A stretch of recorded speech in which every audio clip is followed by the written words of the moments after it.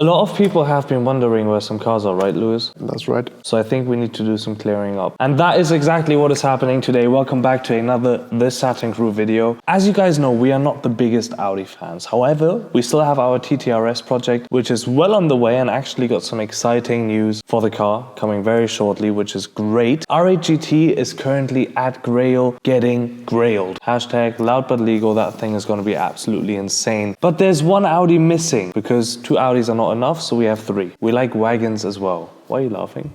Because of grailed. Yeah. Hashtag grailed. Don't take the G away. Okay, we like wagons and all that kind of stuff. So one Audi is actually missing, and a lot of people have been questioning what happened to it. Well, I'm not going to go too much into detail, but I can just say one thing. The car is here. The car is right in front of us, and we're talking about our Audi RS6. We took delivery in October. Took a while because some things have been done to the car. What has been done, opt has been done. It got turned into an RS6 Legacy, which is visually, I think, the best package you can get for the RS6 because it's not too much and not too little. It just looks perfectly aggressive. And the car is here and we want to show you the car, right? So let's get up.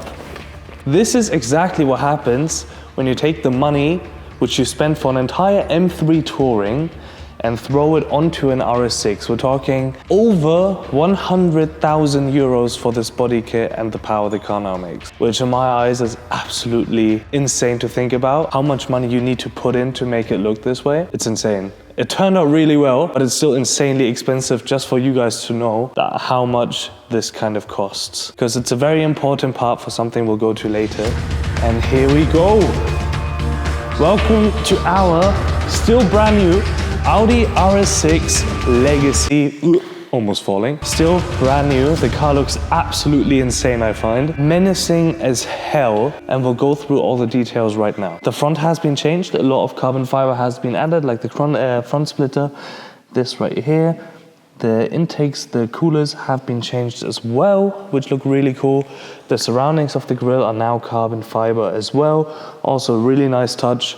Then they decided to cut into the bonnet and give this inlet, which looks really sick. I like that a lot. I think that's like my favorite part, because when you sit in the car, you see it and you feel really cool because it's upped. Rims, obviously huge rims on the car now, which look absolutely stunning. I'm not sure if I want to keep them in gloss black or maybe actually turn them satin black, just so you see a bit more of the details. What would you do? Good question. Because I think it would pop a bit more if it was satin. But if the whole car is satin soon, maybe the gloss rims are nice. Could be good contrast, yeah. Contrast, yeah. That's very cool. Kind of like the Rolls-Royce kind of thingy. The detail of Upt is crazy. The quality is crazy as well. Even this has an Upt logo on it. Like, it's all in the details, and that's where you see where the money goes, because everything has been done to perfection. This piece right here looking absolutely perfect as well. And if you look at it, like the build quality, like how perfect everything is, that is quite crazy.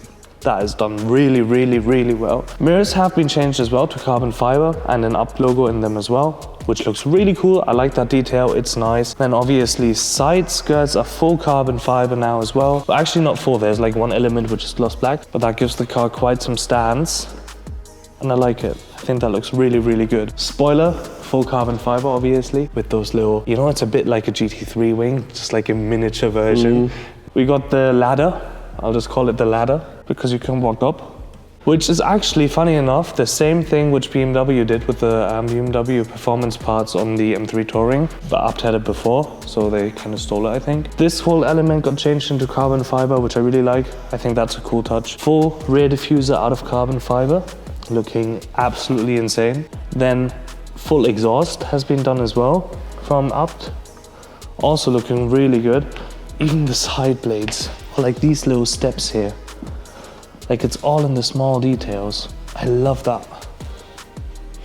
So I think visually, the car's really good. It's amazing, yeah. Like really, really good. I think we should have a look on the inside, because it's not just exterior. First of all, when you step in, you see the seal saying 1 of 200, because 200 Legacies will be built. Wait, let me just turn that off. The floor mats have been done to RS6 LE, which is quite nice too. It's a fine touch. Then when you step into the car, this piece which I'm touching here, that's fully Alcantara now. Where you have the seat controls, that's fully Alcantara now as well. So literally just made everything more luxurious, I would say. The entire steering wheel got changed, looking stunning. I really like it how they did it with the perforated leather up here. Like these 4 dots, I think that's a really cool detail. Then we got ABT up on the gear shifter, gear selector, on the start-stop.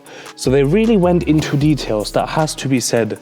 Also, when the doors open, like on Lewis's side, there's an up logo on the bottom, which gets projected. Obviously in the seats, RS6 as well, headrest up too. But then we come to the most important thing actually, which a lot of people might not understand why we did it. For Legacy, there's 2 options on what you can do.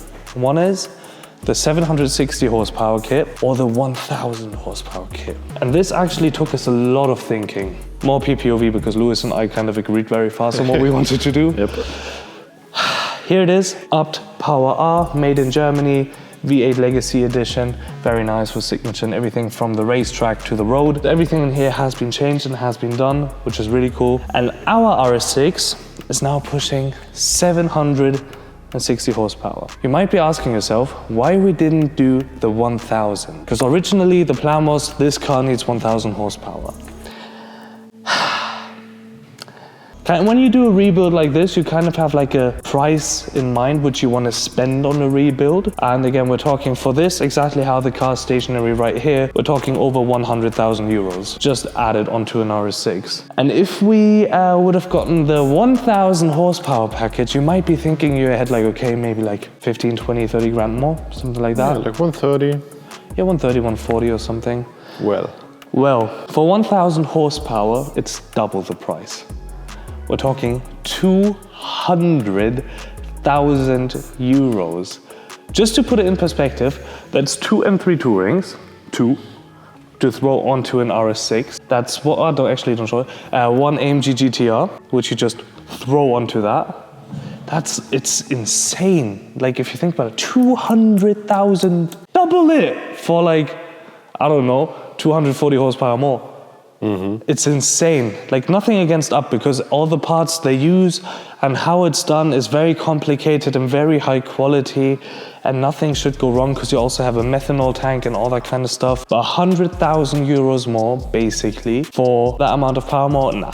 PPOV kind of wanted to do it, which I don't really understand to be honest, because I think to put the same amount of money or more than the actual car cost into like a rebuild or body kit form doesn't make any sense, right? Obviously we're going to drive this a lot, it's going to be a road trip car and we can do very cool videos with the E63S, M3 Touring and the RS6, maybe a cool trip. But the thing is, RS6s are known to lose value like crazy. So even with the body kit on it, if we would theoretically think about selling it right now and actually get it sold because what is on Mobilo or something is just not reality, we would automatically lose 100,000 euros. Easy, and the car's brand new. So obviously we did this because we do not want to sell the car, we want to keep the car, but it just shows you again a relation. If we did the 1000 horsepower package, we would lose 200 grand straight away. So it just doesn't really add up. But however, we absolutely love the car, it looks stunning as hell. There's only one thing we need to sort out. PPF this whole thing.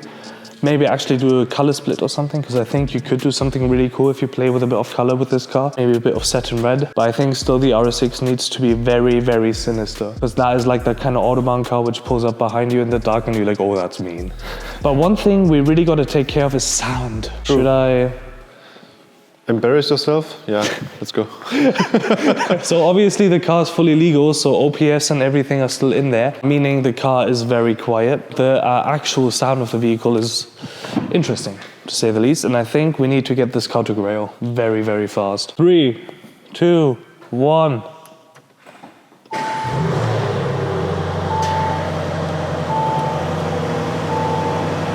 Is it running yet? I think so.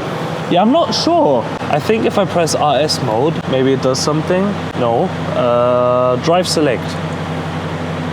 Wait, how does drive select work? Ah, okay. How do you pop it into like a... Oh, that's all you can do. Okay, so this is what we're working with.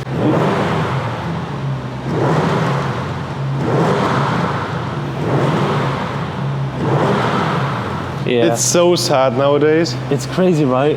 It's so quiet. But what I have to say is what Up did with the engine, that sounds insane. Yep. Just listen to that.